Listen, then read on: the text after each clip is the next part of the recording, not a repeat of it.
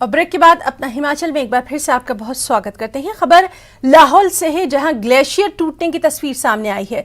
यहां ग्लेशियर टूटने के बाद रालिंग, जनरालिंग और जगला नुकर गांव में तूफान की तरह ये पहुंचा। बताया जा रहा है कि चंद्रा वैली के गोंदला के वाम तट की पहाड़ी पर यह ग्लेशियर टूटा है, जिसकी तस्वीरें आप अपने टीवी स्क्रीन पर देख रहे हैं। हालांकि अब तक किसी नुकसान की कोई खबर नहीं है। तो आप तस्वीरों में देख सकते हैं लाहौल से ग्लेशियर के टूटने की ये तस्वीर एक्सक्लूसिव आप देख रहे हैं। ग्लेशियर टूटने के बाद रोलिंग, जनरोलिंग और जगला नुकर गांव में तूफान की स्थिति देखी जा रही है। चंद्रा वैली के गोंदला के वाम तट की पहाड़ी पर ये ग्लेशियर जो है ये टूटा है। अभी तक किसी नुकसान की कोई खबर नहीं है। सुबह 10 बजे का ये पूरा मामला है।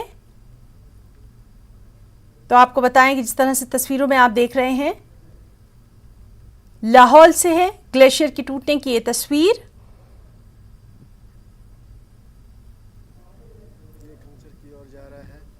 चंद्रा वैली के गोंदला के वाम तट की पहाड़ी पर ये ग्लेशियर टूटा है।